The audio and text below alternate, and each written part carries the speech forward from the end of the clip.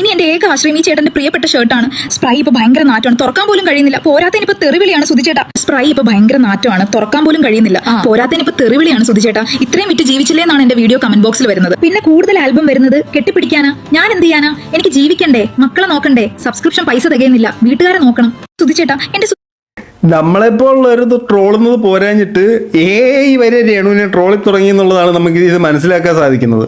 ഇപ്പോൾ ഏറ്റവും വലിയ പ്രശ്നം എന്ന് പറഞ്ഞാൽ രേണുവിനെതിരെ ഷെഫീന ബീവി കുറച്ചധികം അലിഗേഷൻസുമായിട്ട് രംഗത്ത് വന്നിട്ടുണ്ട്. ഇത് ഒരു സ്ത്രീക്കെതിരെ വരാവുന്നതിൽ ഏറ്റവും വലിയ അലിഗേഷൻ സ്മഗ്ലിങ്, സ്ത്രീ കേസുകൾ, ഇങ്ങനെ ഒരുപാട് കാര്യങ്ങൾ പുള്ളിക്കാരിക്കെതിരെ പറയുന്നുണ്ട്. ഒന്ന് പറഞ്ഞ് രണ്ടിന് പ്രതികരിച്ച് വരുന്ന രേണുവിൻ്റെ ശിങ്കാമണ്ടി സംഘവും ഇതുവരെ പ്രതികരണമായിട്ട് രംഗത്ത് വന്നിട്ടില്ല. ഫേസ്ബുക്കിൽ എന്തോ കമൻറ്റ് ബോക്സിൽ പേര് പറയാതെ എന്നെ പറഞ്ഞ് മെഴുകുന്നതൊക്കെ ഞാൻ കണ്ടു. പോട്ടെ, പേര് പറയാത്തടത്തോളം കാലം ഞാനും അത് പിടിക്കുന്നില്ല, എന്തെങ്കിലുമൊക്കെ ആയിക്കോട്ടെ. അപ്പോൾ അങ്ങനെ ഇരിക്കെ ഇതിനെപ്പറ്റി ഒരു ന്യായീകരണം ഇതുവരെ വരാത്ത സാഹചര്യത്തിൽ രേണുവിൻ്റെ മാനസിക നില അതീവ സമ്മർദ്ദത്തിലായി തുടരുകയാണ് സുഹൃത്തുക്കളെ. അതീവ സമ്മർദ്ദം എന്ന് പറഞ്ഞാൽ അതീവ സമ്മർദ്ദം. നമുക്ക് കഴിഞ്ഞ ദിവസം രേണുവിൻ്റെ പുതിയൊരു ആൽബം ഷൂട്ട് തുടങ്ങിയിട്ടുണ്ട്. ആൽബം ഷൂട്ട് എന്ന് പറയുമ്പോൾ നിങ്ങൾക്ക് അറിയാമല്ലോ, പഴയ മുത്തിച്ചിപ്പി നാണിക്കുന്ന സാധനങ്ങൾ, അതിലേക്കൊക്കെ നമുക്ക് വരാം. അന്നേരം ആ ഒരു ഷൂട്ടിംഗ് സമയത്ത് ഇന്നലെ സോഷ്യൽ മീഡിയയിലെ രേണുവിൻ്റെ പ്രിയമിത്രങ്ങൾ പുറകെ നടന്ന് വീഡിയോ ചിത്രീകരിക്കുന്ന സ്ഥിര സംഭവം ഉണ്ടല്ലോ, ആ സംഭവം ഉണ്ടായിട്ടുണ്ട്. ഇന്നലെ മൊത്തം റീൽസ് ഫുള്ള് രേണുവായിരുന്നു. ഇപ്പോൾ രേണുവിൻ്റെ ഇപ്പം എന്നെ നിങ്ങൾക്ക് ഇഷ്ടമല്ലെങ്കിൽ എന്നെ ബ്ലോക്ക് ചെയ്ത് കഴിഞ്ഞാൽ പരിപാടി തീർന്നു. എൻ്റെ മോന്തായം വേറെ എങ്ങും വരാൻ പോകുന്നില്ല. പക്ഷേ രേണു അതേപോലെയല്ല. രേണുവിൻ്റെ ശിങ്കിടികളായിട്ടുള്ള കുറേ ആളുകളുണ്ട്. രേണുവിനെ ഇതുപോലെ ഓൺലൈൻ മീഡിയസ് വീഡിയോ എടുത്ത് അത് പബ്ലിഷ് ചെയ്യുന്ന മീഡിയസ്, അതൊരു 10-15 എണ്ണം ഉണ്ട്. ഈ 15 എണ്ണത്തിനെ നമ്മൾ ബ്ലോക്ക് ചെയ്യേണ്ടി വരും. 15 എണ്ണത്തിനെ ബ്ലോക്ക് ചെയ്ത് കഴിഞ്ഞാൽ നമ്മളെപ്പോൾ ഉള്ളവരെ നിങ്ങൾ ബ്ലോക്ക് ചെയ്യേണ്ടി വരും. അങ്ങനെ എല്ലാവരും ബ്ലോക്ക് ചെയ്തെങ്കിൽ മാത്രമേ ആ ഒരു എക്കോ സിസ്റ്റം അവസാനിക്കത്തുള്ളൂ. രേണു തന്നെയാണല്ലോ പറയുന്നത്, പുള്ളിക്കാരി ഒരു എക്കോ സിസ്റ്റം ആണെന്നുള്ളത്. അപ്പോൾ ഇന്നലെ സോഷ്യൽ മീഡിയ തുറന്നു കഴിഞ്ഞാൽ മൊത്തവും രേണുസുതിയായിരുന്നു. അപ്പോൾ രേണുസുതി ഇന്നലെ മുതൽ റിലേ പോയി തുടങ്ങി. രേണുവിൻ്റെ അതീവ സംസ്കാരരഹിതമായ കുറച്ച് പ്രകടനം നമുക്കൊന്ന് കണ്ടുനോക്കാം.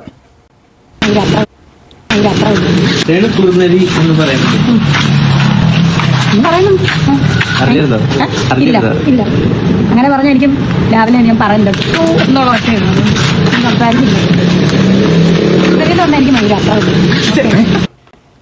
എന്താന്ന് പറഞ്ഞേ? മൈ ഡിയർ മച്ചാ, നീ മനസ്സ് വെച്ച നമ്മ ഉരസിക്കലാം ജിങ്ക് ജിങ്ക് ജിങ്കിച്ച. ഇത് എന്തൊക്കെയാണ് ഈ പറയുന്നത്? സോഷ്യൽ മീഡിയയിൽ മുമ്പിൽ വന്നിട്ട് തെറി വരെ പറഞ്ഞു തുടങ്ങി രേണുവിൻ്റെ ഫുൾ കംപ്ലീറ്റ് റിലേ പോയിരിക്കുകയാണ്. ഇപ്പം നെഗറ്റീവ് കമൻറ്റ് ഇടുന്നവരെയാണ് പറയുന്നത്, നീയൊക്കെ നെഗറ്റീവ് കമൻറ്റ് ഇട്ട എനിക്ക് മൈരാഗം ആ സാധനമാണെന്നാണ് രേണു പറയുന്നത്. നമുക്ക് വീണ്ടും കേൾക്കാം. എന്ത് നെഗറ്റീവ് പറഞ്ഞാലും മരയുണ്ട്, മരപ്പെട്ടി, എന്ത് പറഞ്ഞാലും മൈൻഡ, അത്രേ ഉള്ളൂ. അതിൽ കൂടുതലൊന്നും ഇനി ഇല്ലല്ലോ. പിന്നെ രേണുവിൻ്റെ സംസ്കാര ശൂന്യത രേണു വീണ്ടും തെളിയിച്ചുകൊണ്ടിരിക്കുകയാണ്. ഒത്തിരി ആളുകളുണ്ട്, ചീത്തയൊക്കെ വിളിക്കുന്ന ഒരുപാട് ആളുകൾ നമ്മുടെ സമൂഹത്തിലുണ്ട്. നമ്മുടെ സോഷ്യൽ മീഡിയയിൽ തന്നെ നിൽക്കുന്ന ഒരുപാട് ആളുകൾ പരസ്പരം കൂട്ടുകാർക്കിടയിലും അല്ലാതെയൊക്കെ ചീത്ത വിളിക്കുന്നവരാണ്. പക്ഷേ നമ്മളിത് എവിടെ ഉപയോഗിക്കണം, എവിടെ ഉപയോഗിക്കേണ്ട എന്നൊരു ബോധം നമുക്ക് വേണം. നമുക്ക് അതിൻ്റേതായ ഒരു സിവിക് സെൻസ് നമുക്ക് ഉണ്ടാവണം. പബ്ലിക് പ്ലേസിൽ വന്ന് നിന്നിട്ടോ അല്ലെങ്കിൽ മറ്റൊരാൾ കേൾക്കുകയോ ഈ സോഷ്യൽ മീഡിയയിലൂടെ പബ്ലിഷ് ആകുമ്പോഴോ നമ്മൾ ഇത്തരത്തെ തെറികൾ വിളിക്കാൻ പാടില്ല, ഇത് തെറ്റാണ് എന്ന് നമ്മൾ ചൂണ്ടിക്കാണിക്കുന്നു. ഇനി നമുക്ക് രേണുവിൻ്റെ ആൽബത്തിലേക്ക് പോകാം. രേണുവിൻ്റെ പുതിയ ആൽബം ഇറങ്ങാൻ പോവുകയാണ്. അതിൻ്റെ കുറേ ഷൂട്ടുണ്ട്. നമുക്ക് അതുമായിട്ട് ബന്ധപ്പെട്ട് രേണുവിൻ്റെ ഡയറക്ടറും കൂടെ പ്രസംഗിക്കുന്നത് നമുക്കൊന്ന് കേൾക്കാം. ഞാനിവിടെ ആലപ്പുഴയിലാണ്. ഞാൻ നിങ്ങൾക്കൊക്കെ അറിയാലോ, മോഹോ എന്ന് പറഞ്ഞൊരു ഷോർട്ട് ഫിലിമിൽ കൂടെയാണ് ഞാൻ വന്നത്. അപ്പം അതിന്റെ ഡയറക്ടർ ഹരി തമ്പി സാർ ബാംഗ്ലൂരിൽ നിന്ന് എത്തിയിട്ടുണ്ട്. സാറിന്റെ പുതിയൊരു ചെറിയൊരു ഷോർട്ട് ഫിലിം, അതായത് ചെറിയ ഷോർട്ട് ഫിലിം എന്ന് പറയാൻ കാരണം രണ്ട് പേര് ഇതിനകത്ത് അഭിനയിക്കുന്നുള്ളൂ, ഞാനും ഒരു നായകനും. സോ അനുരാഗ കാറ്റെന്നാണ് ഈ ഷോർട്ട് ഫിലിമിന്റെ പേര്. ഒരു റൊമാൻസ്, ഞാനത് കണ്ടപ്പോൾ ആ കഥ കേട്ടപ്പോൾ ഞാൻ എന്താ സാർ ഓർത്തുന്നത്, റൊമാൻസ് ഒക്കെ ഉള്ളതാ. കൊള്ളാം, നല്ല കിടക്കാച്ചി സാധനമാണ്. പുതിയ ആൽബം വരുന്നുണ്ട്, ഒരു റൊമാൻറ്റിക് സാധനമാണ്. കെട്ടിപ്പിടുത്തം ഉണ്ടാവുമോ? അതുണ്ടാവുമല്ലോ അല്ലേ? അതില്ലാതെ രേണുവിനെ വെച്ചൊരു ആൽബം ചിത്രീകരിക്കുന്നത് ചിന്തിക്കാൻ പോലും പറ്റത്തില്ല. രേണുവിൻ്റെ എല്ലാത്തിലും അത് ഒരേ കഥ തന്നെയാണ്. പ്രേമം, അവിഹിതം, മറ്റൊരുത്തിനെ കെട്ടിപ്പിടിക്കുന്നു, സൈറ്റ് അടിച്ച് കാണിക്കുന്നു, വല്ലവൻ്റെ കൂടെ പോകുന്നു, എടുത്തെറിയുന്നു. ഇതൊക്കെ തന്നെയാണ് രേണുവിൻ്റെ ആൽബങ്ങളുടെ കഥ മൊത്തം. ഈ കഥകളൊക്കെ നിങ്ങൾക്ക് മറ്റെവിടെയെങ്കിലും കണ്ടതായിട്ട് ഓർമ്മയുണ്ടാവുമോ? രേണു തന്നെ പറയുന്നുണ്ട്, നമുക്ക് കേൾക്കാം. കണ്ടപ്പോൾ ആ കഥ കേട്ടപ്പോൾ ഞാൻ എന്താ സാർ ഓർത്തെന്നറിയോ, നമ്മൾ പണ്ട് മലയാള മനോരമയ്ക്കകത്തൊക്കെ വായിക്കത്തില്ല, ഒരു ഇഷ്ടം തോന്നുന്ന ഒരു കഥാപാത്രങ്ങളോട് ആ ഒരു ഫീലാണ് എനിക്ക് സാറ് സ്ക്രിപ്റ്റ് തന്നായിരുന്നു. സാർ സ്ക്രിപ്റ്റ് വന്നപ്പോൾ രേണുവിന് തോന്നിയത് മലയാള മനോരമയിലൊക്കെ പണ്ട് വന്നിരുന്ന ചില നോവലുകളെ മറ്റേ സിമിലർ ആയിട്ടുള്ള സാധനങ്ങളാണ് രേണുവിന് തോന്നിയത്. പക്ഷെ രേണുവിൻ്റെ ആൽബം കണ്ടിട്ട് പല കമൻറ്റ് ബോക്സുകളിലും പറയുന്നത് മുത്തുച്ചിപ്പിയുടെ കഥകളൊക്കെ എഴുതി പിടിപ്പിച്ചിരിക്കുന്നതെന്നാണ്. അപ്പോൾ അതിനൊരു മാറ്റം വരുത്തണം. ഏതായാലും എവിടെയോ എഴുതി പിടിപ്പിച്ചിരിക്കുന്ന സാധനത്തിനെ അനുസ്മരിപ്പിക്കത്തക്ക വിധത്തിലാണ് രേണുവിൻ്റെ ഇപ്പോഴത്തെ ഒരു ആൽബങ്ങളും കാര്യങ്ങളൊക്കെ വന്നുകൊണ്ടിരിക്കുന്നത്. അതിനുള്ള ബാക്കിയാക്കാം നമുക്ക്. സ്ക്രിപ്റ്റ് മുൻകൂട്ടി ഞാൻ എടുത്തു പറയാൻ കാരണം നിങ്ങൾക്കറിയാം ഒരു ആൽബത്തിനോടനുബന്ധിച്ച് ഒരു പ്രശ്നം നടക്കുമായിരുന്നു. അപ്പൊ ആദ്യം എനിക്ക് സ്ക്രിപ്റ്റ് പോലെ തന്നത് സാറിനെ സംബന്ധിച്ച് എനിക്കും നായകന് സ്ക്രിപ്റ്റ് തന്നിട്ടുണ്ട്. അത് ഞങ്ങൾ വായിച്ച് പഠിച്ചിട്ടാണ് ഞങ്ങൾ വന്നത്. എന്തെങ്കിലും തിരുത്തുണ്ടെങ്കിൽ സാർ അത് പറഞ്ഞു തരും. അപ്പൊ ഇതാണ് സാറ് നമ്മുടെ ഷോർട്ട് ഫിലിം. അതാണ് സാറ്. ഇപ്പം ഈ സാറ് നേരത്തെ മുൻകൂട്ടി സ്ക്രിപ്റ്റ് കൊടുത്തു. മറ്റേ സാറുണ്ടല്ലോ പ്രശ്നം ഉണ്ടാക്കി മറ്റേ സാറ്, ആ സാറ് സ്ക്രിപ്റ്റ് കൊടുത്തില്ല. സ്ക്രിപ്റ്റ് കൊടുക്കാതെ നിങ്ങൾ എന്തെങ്കിലും അത് എഗ്രി ചെയ്യുമ്പോൾ കഴിഞ്ഞാൽ അഭിനയിക്കാമെന്ന് നിങ്ങൾക്ക് പറയാനുള്ള ഡിമാൻഡ് ഉണ്ടല്ലോ. എന്നെ വേണമെങ്കിൽ സ്ക്രിപ്റ്റ് തരാതെ ഞാൻ വരൂല എന്ന് പറയായിരുന്നല്ലോ. രണ്ട് പേരുടെ ഭാഗത്ത് അതിനകത്ത് തെറ്റുണ്ട്. എന്നിട്ട് പിന്നെ ഒരാളുടെ പെടലിക്ക് മാത്രം ഇട്ടിട്ട് കാര്യമില്ല. ഇനി നമുക്ക് രേണുവിൻ്റെ രണ്ട് കെട്ടിപ്പിടുത്തങ്ങൾ കാണാം. ഈ രേണുവിൻ്റെയൊക്കെ ആൽബങ്ങളുടെ ഒരു പ്രത്യേകത എന്ന് പറഞ്ഞാൽ രേണുവിൻ്റെ ആൽബം റിലീസാകുന്നതിന് ഒരാഴ്ച മുമ്പ് ഇതെല്ലാം സോഷ്യൽ മീഡിയയിലൂടെ പബ്ലിഷ് ആവും. ഷോട്ട് ബൈ ഷോട്ട് ആ ഷോട്ടുകളൊക്കെ എടുത്ത് കൂട്ടി യോജിപ്പിച്ച് നമ്മളൊരു പാട്ടിട്ട് കഴിഞ്ഞാൽ നമുക്ക് ആൽബം കാണാൻ പറ്റും. പാട്ട് ഏതാണെന്ന് അറിയണമെങ്കിൽ ഒറിജിനൽ വരണം, അല്ലാതെ നമുക്ക് ആൽബം കാണാൻ പറ്റും. എല്ലോളം തരി പൊന്നെന്തിനൊക്കെ ഇട്ടിട്ട് നിങ്ങളങ്ങ് കണ്ടാൽ മതി. ഞാൻ ഒരു കെട്ടിപ്പിടുത്തം നമ്പർ 1. ഐസ് ജസ്റ്റ് ഓപ്പൺ ചെയ്തേ, ഐസ് കിട്ടുന്നില്ല. ആ കട്ടിങ് വിഷ്ണുവിൻ്റെ ക്ലോസ്. ഇനി വിഷ്ണു ക്ലോസ്. വിഷ്ണുവിൻ്റെ കാര്യത്തിൽ ഒരു തീരുമാനമായിട്ടുണ്ട്. കെട്ടിപ്പിടുത്തം നമ്പർ 2.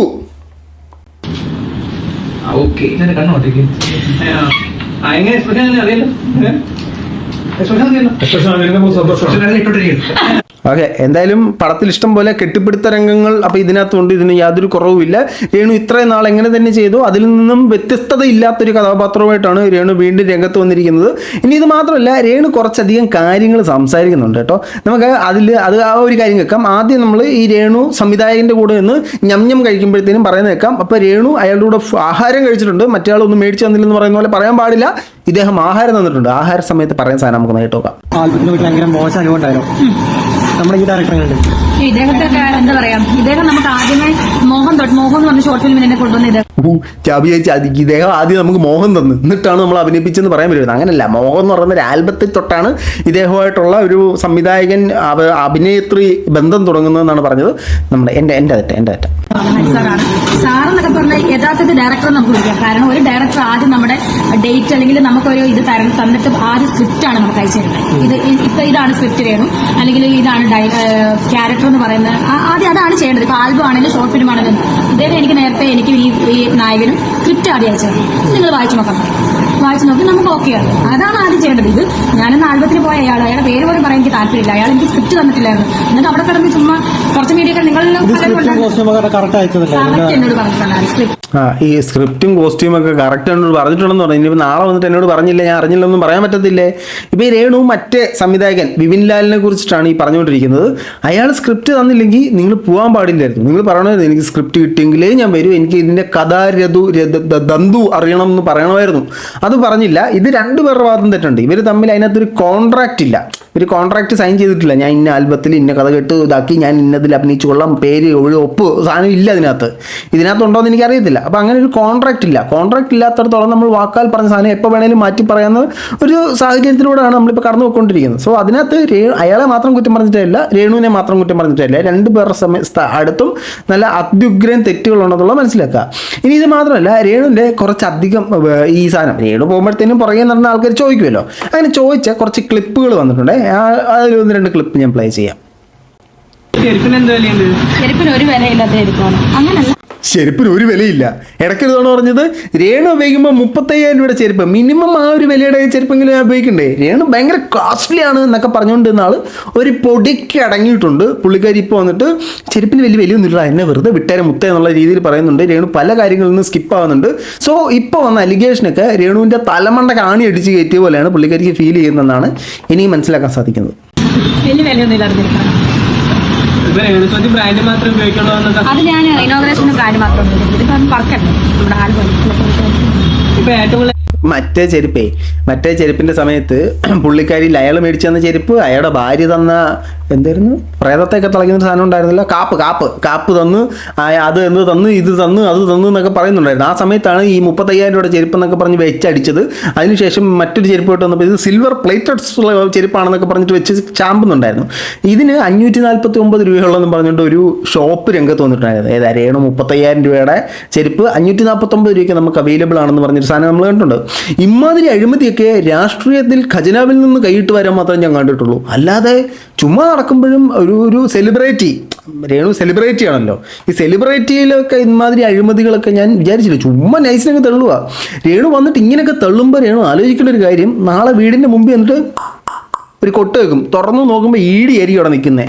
റൈഡ് വരും, ഇമാതിരി അപരാധമൊക്കെ സോഷ്യൽ മീഡിയ കൂടെ വിളിച്ച് തള്ളിക്കൊണ്ടിരുന്ന അങ്ങനെ ഒത്തിരി പേർക്ക് വന്നിട്ടുമുണ്ട്.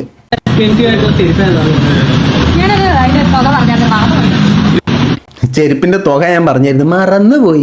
പാവം കൊച്ചിന് അൽസിമേഷ്യസ് ആ സാധനമാ.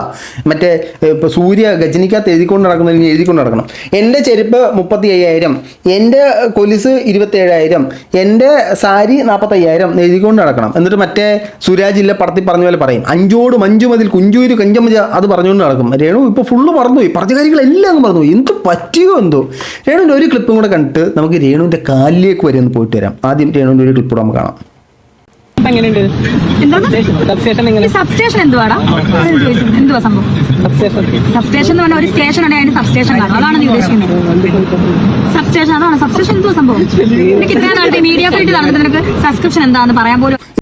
എന്ത് സബ്സ്റ്റേഷൻ? എന്തുവാ സബ്സ്റ്റേഷൻ? അല്ല, ഈ മീഡിയയിൽ ഇത്ര നടന്നിട്ട് നിനക്ക് സബ്സ്ക്രിപ്ഷൻ എന്ന് പറയാൻ അറിയത്തില്ലയോ? ആദ്യം നിങ്ങൾ പറയുന്നത് ശരിയാണോ, എന്നിട്ടാണോ നിങ്ങൾ അവനെ തിരുത്താൻ പോകുന്നത്? അവൻ നിങ്ങളെ ട്രോൾ ചെയ്താണോ എന്ന് പോലും അറിയത്തില്ല. സബ്സ്റ്റേഷൻ എന്തുവാ? ഇത്ര നാൾ മീഡിയയിൽ വർക്ക് ചെയ്തിട്ട് നിനക്ക് സബ്സ്ക്രിപ്ഷൻ എന്ന് പോലും പറയാൻ അറിയത്തില്ല എന്ന്. രേണു ആദ്യം തിരുത്തണം. സബ്സ്ക്രിപ്ഷൻ അല്ല, സബ്സ്ക്രിപ്ഷൻ. അത് ആദ്യം രേണു പറഞ്ഞ് പഠിക്കണം. ഒരു വരയിടാത്ത നോട്ട്ബുക്ക് മേടിച്ചിട്ട് 1,500 രൂപ തവണ എംബോസിഷൻ എഴുതി പഠിക്കണം. എംബോസിഷൻ എഴുതി പഠിച്ചെങ്കിൽ ശരിയാന്നേ. നേരെ ഏതെങ്കിലും കടയിൽ പോയിട്ട് ഒരു ടങ് ക്ലീനർ മേടിച്ചിട്ട് വടിച്ചിട്ട് പറയണം, അപ്പോൾ പറയാൻ പറ്റും.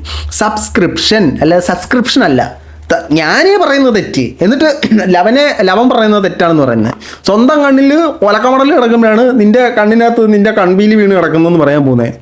സബ്സ്റ്റേഷൻ അവൻ പറഞ്ഞു. അവൻ നിങ്ങളെ ട്രോൾ ചെയ്തായിരിക്കും, പക്ഷേ ചിലപ്പോൾ അവൻ നിങ്ങളെക്കാട്ടിലും വലിയ മണ്ടനായിരിക്കും. എന്തുപോട്ട് സബ്സ്റ്റേഷൻ അല്ല, സബ്സ്ക്രിപ്ഷൻ എന്ന് കറക്റ്റായിട്ട് പറ. നീ ഇത്ര നാൾ മീഡിയ ഫലത്ത് വർക്ക് ചെയ്തിട്ട് നിനക്ക് സബ്സ്ക്രിപ്ഷൻ എന്ന് പറയാൻ അറിയത്തില്ലേ?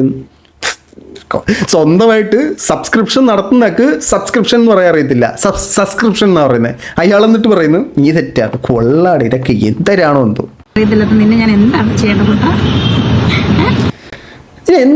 എന്താണ് മുത്ത നിന്നെ ചെയ്യണ്ടേ? നീ എന്തൊക്കെ ഈ പറയുന്നേ? എനിക്ക് കഴിഞ്ഞ ദിവസം രേണുവിൻ്റെ ഒരു റീൽ വന്നിട്ടുണ്ടായിരുന്നു. ആ റീലിനകത്ത് രേണുവിൻ്റെ കാലിനെക്കുറിച്ചും ചെരുപ്പിനെക്കുറിച്ചും ഒക്കെ പറയുന്നുണ്ട്. രേണുവിൻ്റെ കാലിന് വീണ്ടും ഭയങ്കരമായിട്ടുള്ള ആരാധകരുണ്ടെന്നൊക്കെ പറയുന്നുണ്ടായിരുന്നു. ഇത് നമ്മളുടെ ഇൻസ്റ്റാഗ്രാമിൽ നമ്മളെ ഫോളോ ചെയ്യുന്ന ഒരാൾ എനിക്ക് അയച്ചു തന്നു. നമ്മളെ ഒരു ഫ്രണ്ട് അയച്ചു തന്നിട്ട് അതിനകത്ത് ഇട്ടേക്കുന്ന ഒരു കമൻറ്റ് നോക്കാൻ പറഞ്ഞു. ഞാൻ കമൻറ്റുകളിലേക്ക് എൻ്റെ കണ്ണുപിടിച്ചു സുഹൃത്തുക്കളെ. അപ്പോൾ അവിടെ കണ്ടൊരു സാധനം, രേണു സുധി സ്ലേവ് ദേവിയോ അടിമ. കമൻറ്റ് വായിക്കേ. ചേച്ചിയുടെ ചെരുപ്പിൻ്റെ അടിയിൽ അന്നും രേണുവിൻ്റെ ഫാൻസിൻ്റെ രേണുവിനെ പോലെ അക്ഷരത്തെറ്റാണല്ലോ. അടിമയായി ഉണ്ടാകും ദേവി എന്നും പറഞ്ഞിട്ടൊരു കമൻറ്റ് ഇട്ടേക്കുന്നു. അതായത് രേണുവിൻ്റെ കാലിനടി എന്നും അടിമയായിട്ട് അവൻ ഓംബ്ര എന്ന് പറഞ്ഞ് കിടക്കുമെന്നാണ് പറയുന്നത്. അവനോ അവളോ ആരും ഒരാൾ. അപ്പോൾ രേണു അതിന് മൈ ഭക്ത എന്ന് പറഞ്ഞിട്ട് കുറേ ഹൃദയം ഇട്ട് കൊടുത്തിട്ടുണ്ട്. ഓൾവേസ് ദേവി, അന്നും ദേവിയുടെ കാൽക്കീഴിൽ ഈ അടിമ ഉണ്ടാകും ദേവി എന്ന് പറഞ്ഞിട്ടുണ്ട്. അതിൻ്റെ താഴെ എന്തിട്ടു ഇതെന്ന് പറഞ്ഞ് ചോദിച്ചിട്ടുണ്ട്. അതെനിക്ക് ഇഷ്ടപ്പെട്ടു കേട്ടോ. ഈ കാലിൻ്റെ സംഭവത്തെ കുറിച്ചിട്ട് ഞാൻ ഓൾറെഡി ഒരു വീഡിയോ പറഞ്ഞിട്ടുണ്ടായിരുന്നു. ഈ അടിമ സ്ലേവ് ആ സെറ്റപ്പ് വളരെ വൃത്തികെട്ടൊരു സാധനമാണ്. ഇതിപ്പോൾ രേണു തന്നെ ഇതിനെ അക്സെപ്റ്റ് ചെയ്യുന്നുണ്ട്. ഇപ്പം നമ്മൾ നോക്കിക്കഴിഞ്ഞാൽ ഈ ഒരു പ്രൊഫൈലിൻ്റെ പേര് തന്നെ രേണു സുധി സ്ലേവ് എന്നും പറഞ്ഞിട്ടാണ്. ഇതിനകത്ത് ഇതേണ്ടേ രേണു സുധി മാടം അടിമ, എന്നിട്ട് always will be at the feet of Renu Sudhi madam and proud to be. നിനക്കൊക്കെ എങ്ങനെ സാധിക്കുന്നതാ ഇതൊക്കെ? എന്നിട്ട് രേണുവിൻ്റെ കാലിൻ്റെ ഒരു ഫോട്ടോയും അവൻ പ്രൊഫൈലിൽ ഇട്ട് വെച്ചിട്ടുണ്ട്. ഇവനിട്ട ഈ വീഡിയോയ്ക്ക് അല്ല ഇവളോ ആരോ ഒരാളിട്ട വീഡിയോയ്ക്ക് രേണു തന്നെ പോയി ഈ കമൻ്റൊക്കെ ചെയ്യുന്ന രംഗങ്ങൾ നമുക്ക് കാണാൻ സാധിക്കുന്നുണ്ട്. ഇത് എന്തൊക്കെ ഇവിടെ നടക്കുന്നതെന്ന് ഒരു പിടുത്തം കിട്ടുന്നില്ല. ഇത് എന്തൊക്കെ ഈ കൊച്ചു കേരളത്തിൽ നടക്കുന്നേ? ഇത് ഹാഷിറിൻ്റെ ഇടയിൽ നമ്മൾ കടമെടുക്കേണ്ടതായി വരുന്നു. ഈ അടിമ മലയാളി സെറ്റപ്പ് എന്താണെന്നുള്ളത് ഞാൻ നേരത്തെ പറഞ്ഞിട്ടുണ്ട്. അത് വളരെ മ്ലേച്ഛകരമായ ഒരു സെറ്റപ്പാണ്. നിങ്ങളുടെ കുട്ടികൾ ആരെങ്കിലും ഈ ഒരു സെറ്റപ്പിലേക്ക് പോകുന്നുണ്ടെങ്കിൽ തീർച്ചയായിട്ടും അതിൽ നിന്നും തിരുത്താൻ നോക്കുക. അതുപോലെ തന്നെ ഈ സ്വർണ്ണക്കടത്തിൻ്റെ കാര്യങ്ങളൊക്കെയാണ് ഇപ്പോൾ വളരെയധികം ചർച്ചയായിക്കൊണ്ട് നിൽക്കുന്നത്. ഈ സ്വർണ്ണക്കടത്ത് പോലെ തന്നെ വിദേശത്തു നിന്ന് വരുമ്പോൾ പലതരത്തിലുള്ള സ്മഗ്ലിങ്ങുകൾ ഉണ്ടാകാറുണ്ട്. അപ്പോൾ കഴിഞ്ഞ ദിവസം ഞാനിട്ട് വീഡിയോയ്ക്കകത്ത് ഒരുപാട് ആളുകൾ കമൻറ്റ് ഇട്ടിട്ടുണ്ട്. ഇവിടെ സ്ഥിരം കേരളത്തിൽ നിന്നുള്ള പെൺകുട്ടികൾ 10-15 ദിവസത്തേക്കായിട്ട് വരും, വന്ന് നിന്ന് ബാറിൽ നിന്ന് ഡാൻസ് കളിച്ച് മറ്റ് പുരുഷന്മാരുമായിട്ട് ചില ജിങ്കാലല്ല ബാബാ വേലകൾ കാണിച്ചിട്ട് അത്യാവശ്യം പൈസ ഉണ്ടാക്കി നാട്ടിലേക്ക് തിരിച്ചു വരും എന്നുള്ളത്. ഇത് ഒരു വലിയ സാമൂഹിക വിപത്താണ്. നമ്മുടെ നാട്ടിൽ പൈസയ്ക്ക് വേണ്ടി ശരീരം വിൽക്കുക എന്നൊരു സാധനം വളരെ ട്രെൻഡിങ് ആയിട്ട് മാറിയിരിക്കുകയാണ്. ഇപ്പം അത് വൈറൽ കൂടെയാണ്. ശരീരം ഒരു സബ്സ്ക്രിപ്ഷൻ തുടങ്ങി കഴിഞ്ഞാൽ അപ്പോഴേ അവിടെ പൈസയുടെ കുത്തൊഴുക്കാണ്.